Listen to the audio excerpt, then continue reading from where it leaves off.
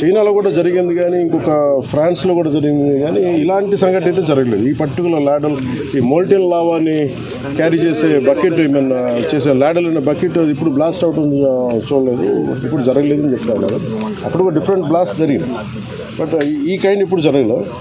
అందుకని ఇప్పుడే Bokaro steel plant నుంచి నాకున్న ఇన్ఫర్మేషన్ ఒక 3 men కమిటీ ఒకళ్ళు వచ్చి ఫామ్ చేస్తే వాళ్ళు ప్రిలిమినరీ ఇన్వెస్టిగేషన్స్ కూడా వస్తారు.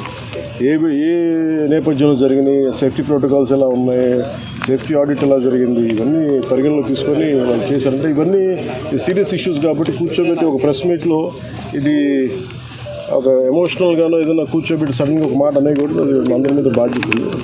అందుకని ముందు ప్రభుత్వ పరంగా కానీ మొత్తం అసలు ఒక్కొక్క రెగ్యులర్ ఎంప్లాయీస్ ప్రాణాలు కోల్పోయిన వాళ్ళందరికీ కూడా 1,72,00,000 వారికి అందజేయడం జరుగుతూ ఉంది.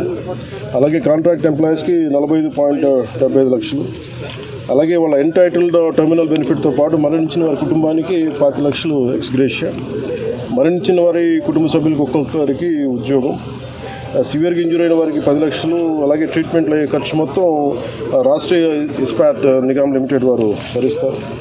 అలాగే స్టీల్ ప్లాంట్ ఉద్యోగుల పిల్లల చదువులు ఏ విధంగా అయితే కొనసాగుతున్నాయో అదేవిధంగా మరణించిన వారి పిల్లలకు కూడా అది వర్తిస్తుంది, వారి చదువు అలాగే కంటిన్యూ అవుతుంది.